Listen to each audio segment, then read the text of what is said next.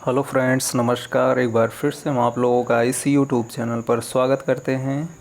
मित्रों, आज जो हमने टॉपिक लिया है वो है साहित्य का सर्वेक्षण यानी रिव्यू ऑफ लिटरेचर। क्या होता है, इसका इस्तेमाल क्यों किया जाता है, इसकी ज़रूरत क्या पड़ती है, ज़रूरत कब पड़ती है, कहाँ पड़ती है, कैसे पड़ती है। तो इन्हीं सारे मुद्दों को पे हम यहाँ पे चर्चा करने वाले हैं। ठीक है मित्रों, तो वीडियो में लास्ट तक बने रहिए, क्योंकि रिव्यू ऑफ लिटरेचर एक इम्पॉर्टेंट पार्ट होता है किसी भी अनुसंधानकर्ता के लिए, किसी भी रिसर्चर के लिए।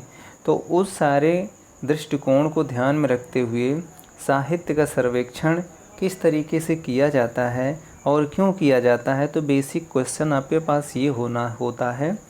और साहित्य का सर्वेक्षण कितना ज़रूरी है, ये भी एक मायने रखता है। तो जैसा कि आप लोग जानते हैं, जब कोई अनुसंधान करता या रिसर्चर अपना अनुसंधान करने का प्रयास करता है, तो जैसे आपके कोई भी लड़का है, ठीक है, जो अनुसंधान करना चाहता है, ठीक है, अब वो किसी भी अनुसंधान के क्षेत्र में ऐसे तो भाग नहीं जाएगा डायरेक्टली कि हम अनुसंधान करने चल रहे हैं। तो अनुसंधान करने के पहले उसे उसके पास कम से कम एक क्या होना चाहिए, समस्या होनी चाहिए। उसके पास एक समस्या होना चाहिए कि जिस पर वो अनुसंधान करना चाहे। अब समस्या को हम लोग यानी प्रॉब्लम उसके पास कम से कम एक होनी चाहिए, प्रॉब्लम। अब जब तक उसके पास प्रॉब्लम नहीं होगा, वो अनुसंधान किस पर करेगा।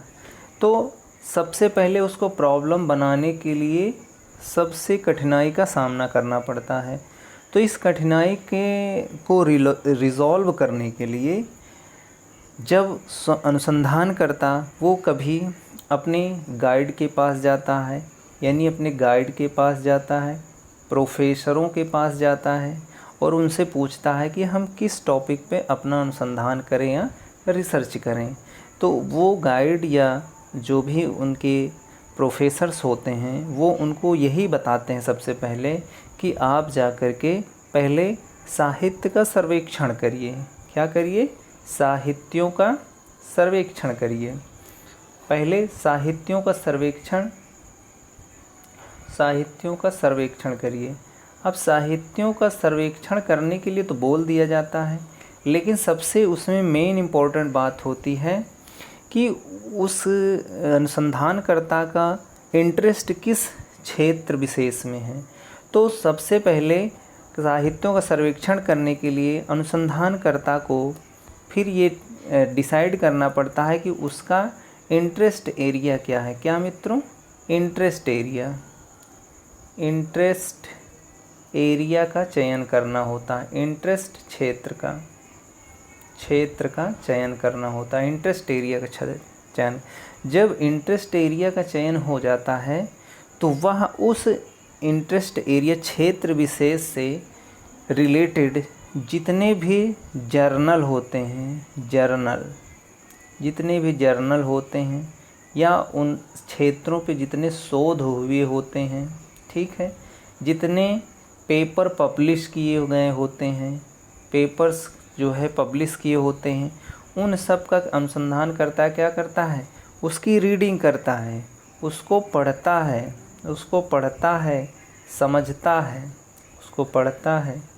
समझता है, ठीक है, और उनको पढ़ करके समझ करके क्या निकालता है, एक रिसर्च गैप फाइंड करता है। क्या मित्रों, रिसर्च अंतराल इसको हम लोग कह सकते हैं, रिसर्च अंतराल प्राप्त करता है, या इसको बोलते हैं रिसर्च गैप।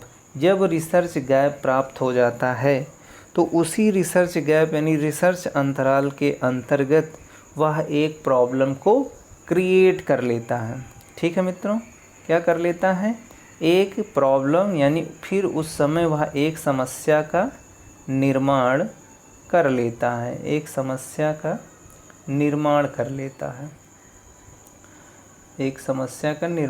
लेता है। अब अगर आपने देखा समस्या का निर्माण हो जाता है तो इसके पहले उसने क्या किया, पहले अपने कार्यक्षेत्र का निर्धारण किया। किधर उसका इंटरेस्ट है पहले स्टेप में। फिर दूसरे स्टेप में वो कहाँ चला, कार्यक्षेत्र का जब चुनाव कर लिया तो वो उस कार्यक्षेत्र से रिलेटेड वह उसके जर्नल्स, पेपर्स और जितने अनुसंधान किए गए होते हैं उन पे वो अध्ययन करता है, उसको एक्सेस करता है, प्राप्त करता है और रीड करके समझता है। फिर तीसरे चरण में हम पहुंच जाते हैं, एक क्या ढूंढते हैं, रिसर्च गैप, यानी शोध अंतराल प्राप्त कर लेता है। और जब शोध अंतराल प्राप्त कर लेता है तो वह एक बढ़िया सा शोध समस्या का निर्माण कर पाता है। तो इन चार स्टेप्स को भरपाई करने के लिए हमें साहित्य का सर्वेक्षण करना अनिवार्य हो जाता है। और जब तक आप साहित्य का सर्वेक्षण नहीं करेंगे, रिव्यू और लिटरेचर नहीं देखेंगे, तब तक आप एक अच्छी समस्या, एक प्रासंगिक समस्या का निर्माण नहीं कर सकते हैं। ठीक है मित्रों, तो इसलिए समस्या का चयन करने के लिए आपको साहित्य का सर्वेक्षण करना बहुत ज़रूरी होता है। अब साहित्य का सर्वेक्षण के अंतर्गत बहुत सारी और भी चीज़ें आ जाती हैं, जिसके अंतर्गत आप देखते होंगे पाठ्य पुस्तकें आ जाती हैं, आप पाठ्य पुस्तकों को भी रीड करके एक समस्या का निर्माण करते हैं। दूसरा आ सकता है संदर्भ पुस्तकें आ जाती हैं, संदर्भ पुस्तकें आ जाती हैं। फिर अगला आ जाता है विश्वकोश, यानी जिसे इंसाइक्लोपीडिया बोलते हैं, वहाँ से भी आप कर सकते हैं विश्वकोश, यहाँ से भी सर्वेक्षण कर सकते हैं। अगला कर सकते हैं वार्षिकी पुस्तकों से, वार्षिकी पुस्तकों से कर सकते हैं।